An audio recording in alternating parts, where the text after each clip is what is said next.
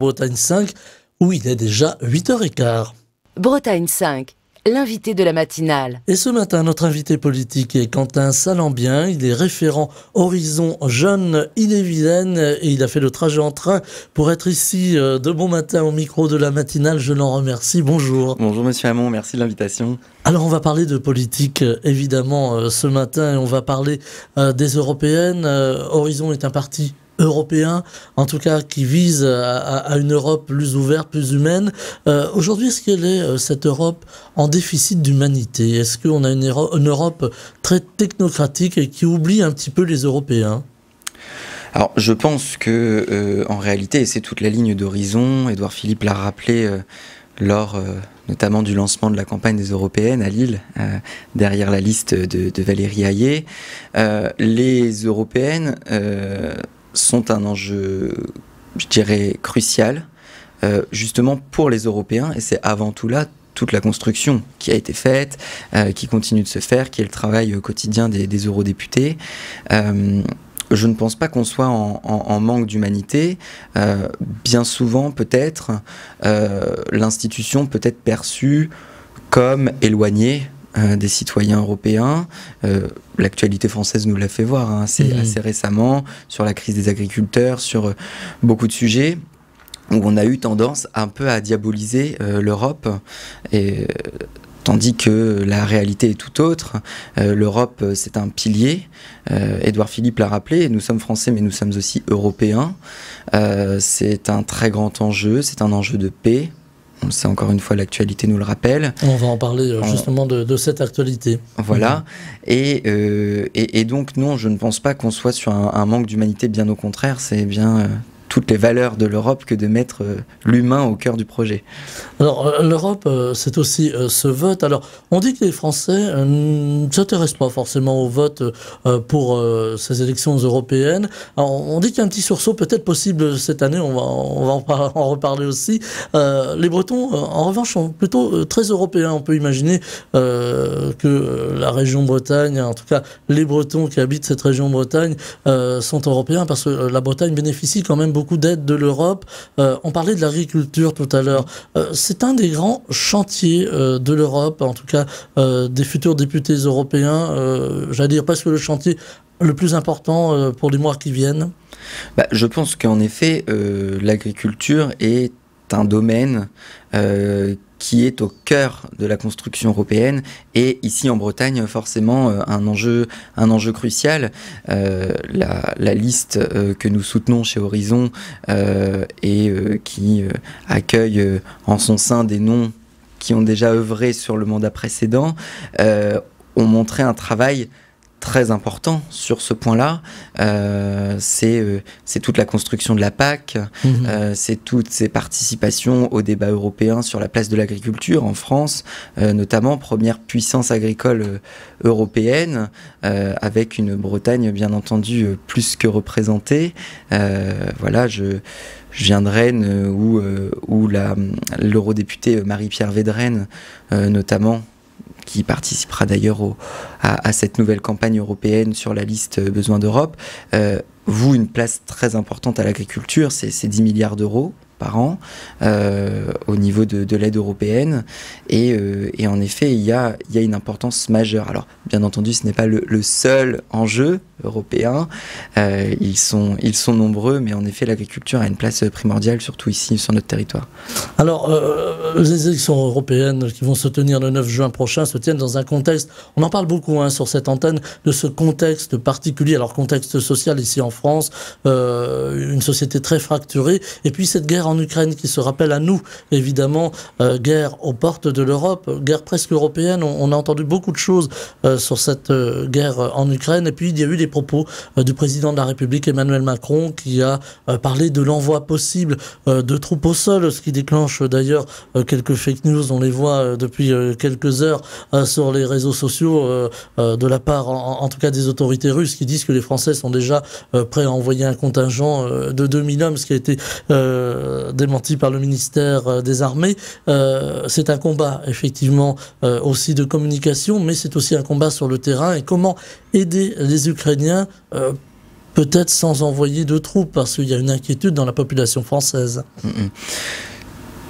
C'est vrai que sur la question de l'Ukraine, on entend, vous l'avez dit, que ce soit sur les réseaux sociaux, sur les différentes sources d'informations, des informations à tout va, parfois à tort. Je pense que sur ce sujet, il ne faut pas mettre la charrue avant les bœufs, si je puis dire. En effet, il y a eu des déclarations qui sont dans la lignée politique de l'Europe, c'est-à-dire celle de la paix. Concernant l'envoi des troupes en France, le président l'a bien dit, nous nous préparons éventuellement à aider et à intervenir dans le cadre d'une escalade de la violence et d'une montée en puissance de la Russie sur cette question. Le vrai débat ici, il est justement, encore une fois, sur l'Europe construite autour de la paix. Vous l'avez dit, on a une Russie qui monte en puissance, qui aujourd'hui vient menacer la démocratie. Et Édouard Philippe a eu l'occasion de revenir sur ce sujet lors de son discours dernièrement à Lille. Nous ne pouvons pas laisser la démocratie en danger, quel que soit le pays menacé, et qui plus est aux portes de l'Europe. C'est tout le projet qui a été construit, c'est la volonté de Simone Veil qui a pu voir les catastrophes engendrées par la guerre, par les conflits. C'est ce que rappelait Marguerite Yourcenar dans ses écrits en 1929. C'est toutes ces choses qui poussent aujourd'hui, bien entendu, la France en tant que puissance européenne à afficher son soutien et bien entendu à ne pas délaisser la question ukrainienne bien loin de là. C'est primordial, c'est important. Alors on a aussi les cartes qui sont rebattues au niveau géopolitique international. Dans quelques mois, ça ne vous aura pas échappé, il va y avoir des élections aux États-Unis en novembre avec le possible retour d'un certain Donald Trump qui inquiète. On a aussi ces pays qui prennent beaucoup d'importance économique. On pense à la Chine, on pense à l'Inde également. Et puis il y a la question de l'Afrique. Après la décolonisation, l'Afrique qui finalement se fait rattraper un peu par les grandes puissances, la Chine, la Russie, et il y a l'Europe. Alors je ne vais pas dire la petite Europe, je serais mal placé pour employer ce terme, mais il y a l'Europe qui semble un peu fragile au milieu de tout ça. Est-ce que demain, le destin de l'Europe, c'est d'avoir une Europe plus forte économiquement, mais aussi au niveau des armées, par exemple, on parle beaucoup de l'armée européenne, et de peser plus sur le volet diplomatique. On reproche un peu à l'Europe de ne pas avoir un poids diplomatique. Alors en réalité, la place de l'Europe, il est vrai, est centrale dans ce monde où vous avez d'un côté la puissance américaine, l'ambition chinoise et ce développement sur le continent africain. En réalité, l'Europe, elle a su montrer à travers les années une diplomatie, une entente entre les pays. C'est le marché commun, c'est tout ce que cela apporte, c'est toutes ces sécurisations aussi. Alors quand je parle de sécurisation, c'est autant d'un point de vue législatif que d'un point de vue purement économique. On est en effet sur l'émergence de plus en plus d'une Europe. Je pense que l'Europe a en effet toute sa place au cœur de ces grandes puissances, puisque elle-même une grande puissance, elle l'a toujours affiché, c'est son ambition. Et là, encore une fois, la vision, je dirais, du parti chez Horizon, c'est cette Europe forte, cette Europe au cœur de la vie des Français. C'est chaque jour pouvoir avoir des produits protégés, de ne pas avoir des camemberts fabriqués en Italie, d'avoir des réglementations qui protègent aussi la consommation, la vie économique française, un marché unique qui permet aux entreprises françaises un développement, je dirais, sans précédent et sans égal. En effet, il y a toute la place de l'Europe dans ce monde à se développer davantage et à je dirais, renforcer ses frontières, certes, alors sans exclure qui que ce soit, bien sûr. On va parler d'immigration dans un instant. Juste sur l'Europe de la défense, on a l'impression que c'est un peu le serpent de mer, c'est très compliqué, alors qu'aujourd'hui, l'Europe est attaquée. On parle des cyberattaques, il y en a eu ici en France il y a quelques jours, qui visaient des sites institutionnels. Est-ce que c'est aussi un enjeu, se protéger les Européens ? Je dirais que oui, l'enjeu est là, il est là depuis les épisodes historiques catastrophiques qu'on a connus des guerres. Là encore, on voit un retour en force, bien entendu, des conflits dans le monde. Si je peux parler de conflits, puisqu'au final, on a toujours plus ou moins eu des conflits, mais pour le coup, aux portes de l'Europe, c'est assez, je dirais, inédit en la matière. Je pense qu'il y a toute la vocation à protéger les Européens, et c'est là ce qui fait la puissance de l'Europe aussi, c'est cette possibilité avec les autres pays, avec l'Allemagne, avec la Suède. La France en a été, bien entendu, un très grand acteur encore dernièrement, de mettre les moyens nécessaires à cette protection, à un éventuel conflit au sein de notre Union européenne. La France a toute sa part, et je dirais même à la plus importante des parts au cœur de ce conflit en tant que grande puissance et dans cette construction, bien sûr, c'est aussi là tout l'enjeu et oui, bien entendu, il y a toute une raison de se protéger pour parer à d'éventuels conflits. Alors, vous alliez aborder, et je vous ai ramené sur la question sur l'Europe de la défense. On va revenir à cette question qui se pose aussi aujourd'hui, c'est comment faire face à la migration, aux migrants qui arrivent depuis plusieurs pays, essentiellement du sud, de l'autre côté de la Méditerranée. Comment faire face à cet afflux de migrants? Est-ce que l'Europe joue bien son rôle, ou est-ce qu'aujourd'hui, là aussi, il va falloir rebattre les cartes, essayer de faire en sorte que l'accueil soit meilleur, qu'on ait aussi des coopérations avec les pays ou peut-être aussi, forcé de le constater, des actions coercitives pour les pays qui ne sont pas démocratiques.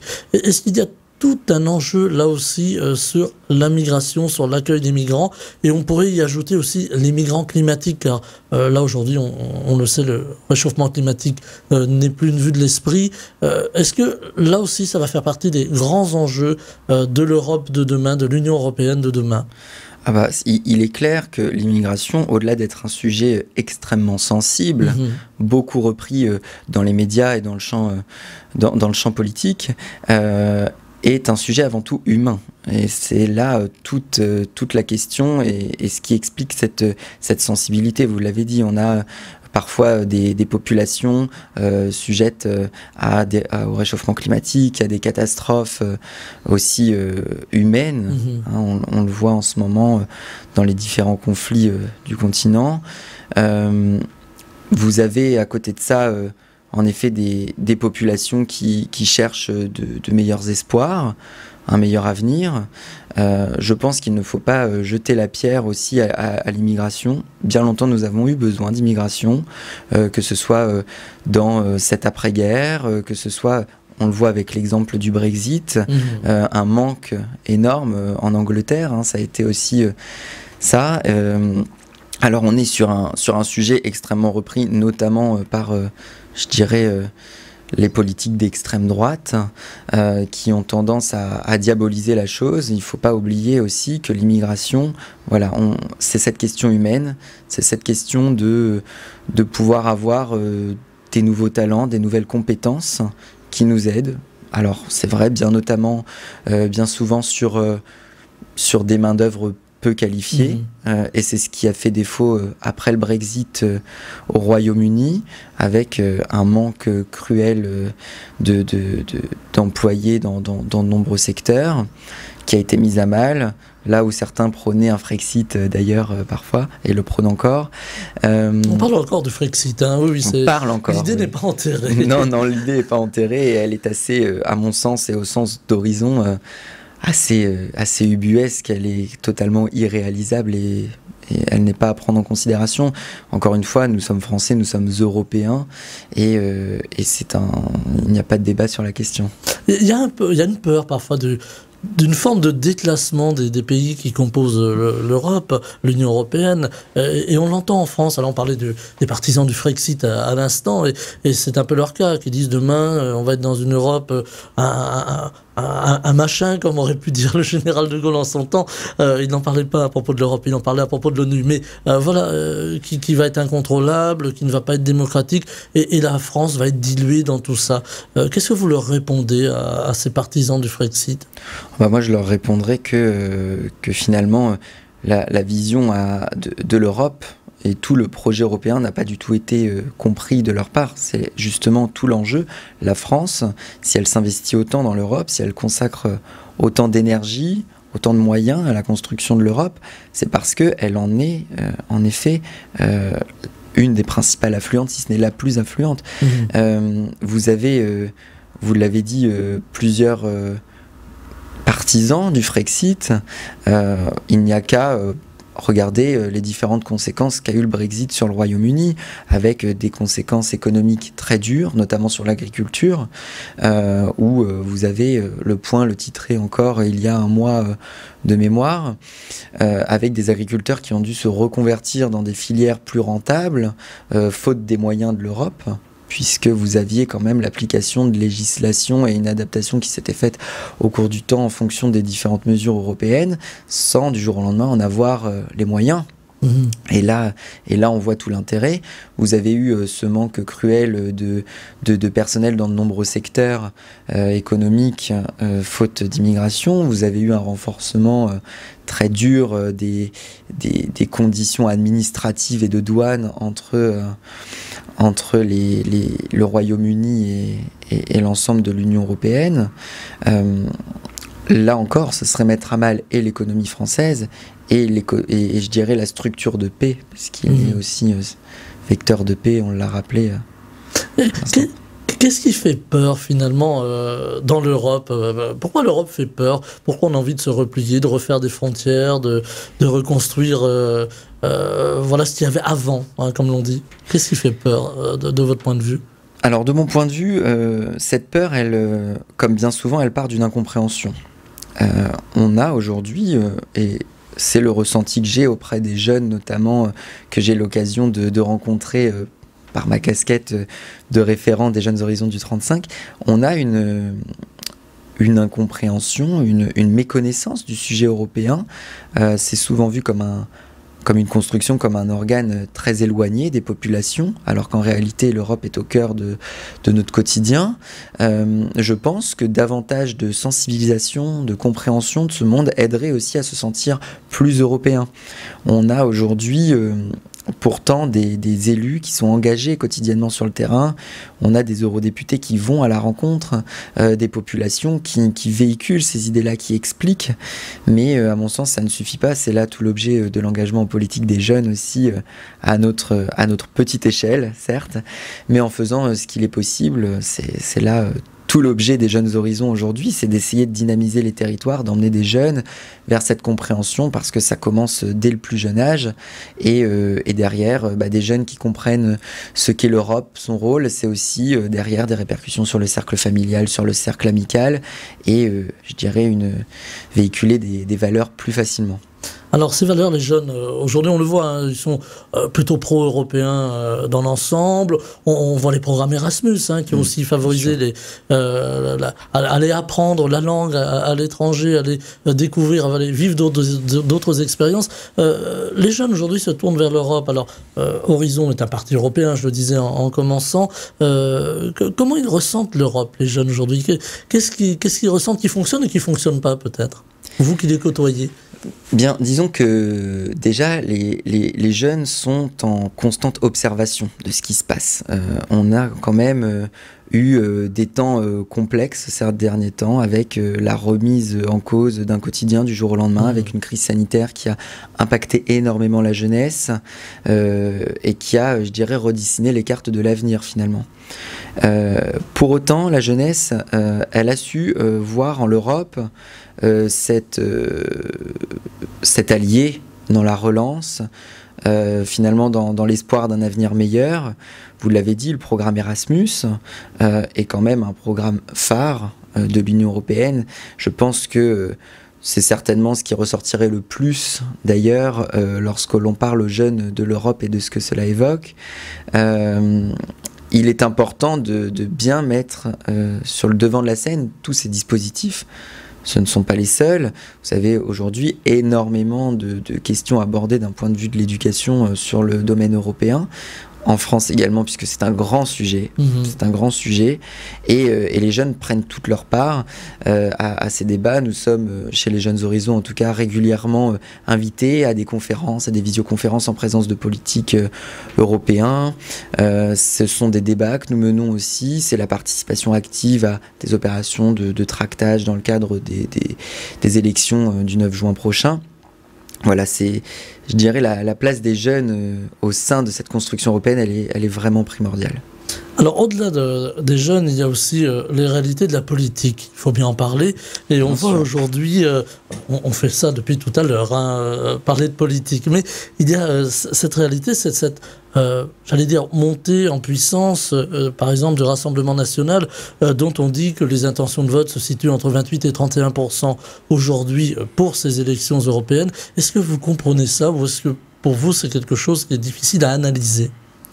Alors en réalité, même si l'analyse demeure complexe, je pense que c'est assez facile de l'expliquer.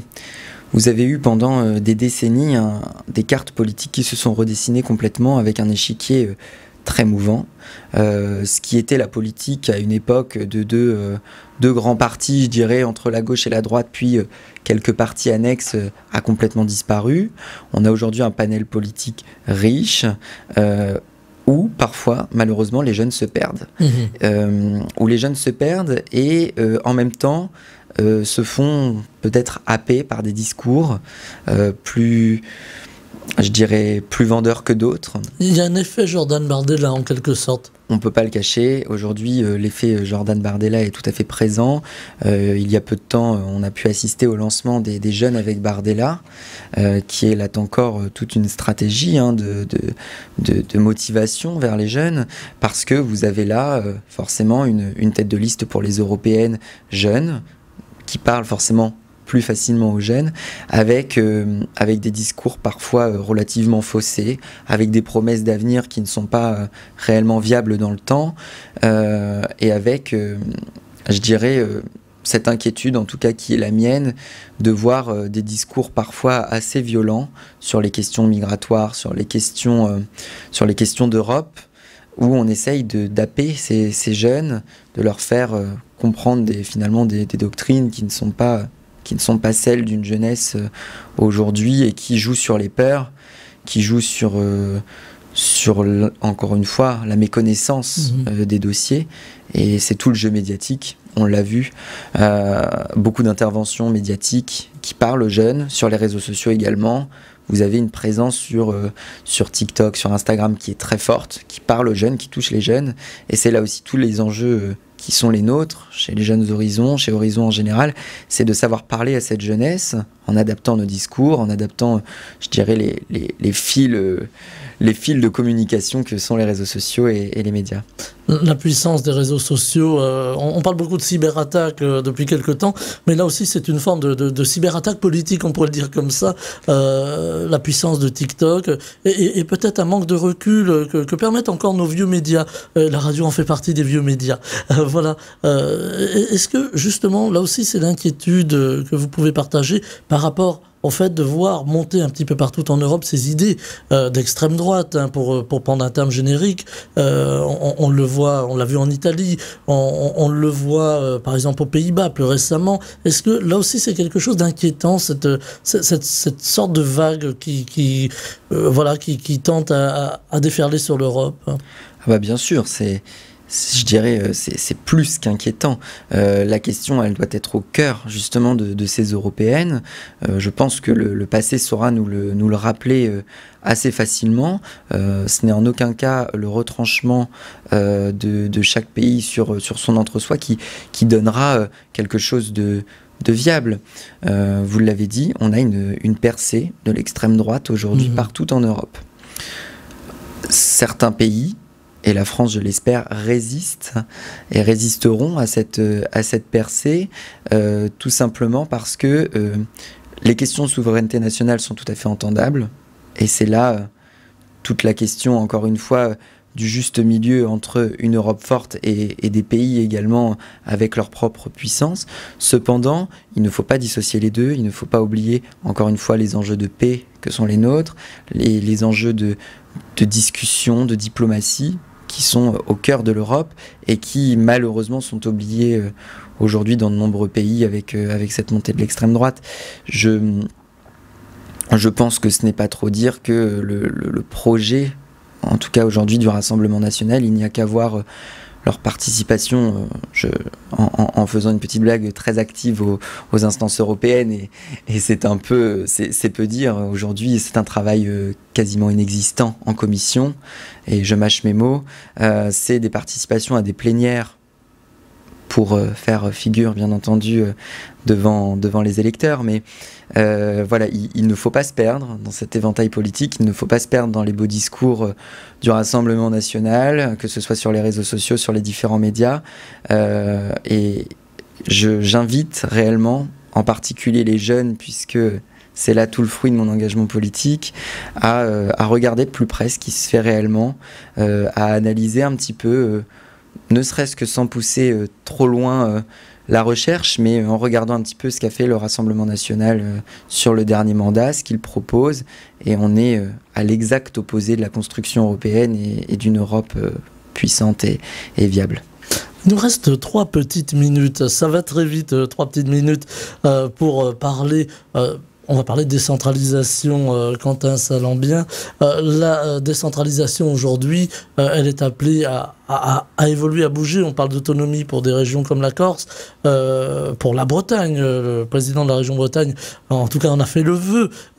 Est-ce que demain, on va aller vers une Europe plus fédérale, une Europe des régions peut-être, plus qu'une Europe des États ?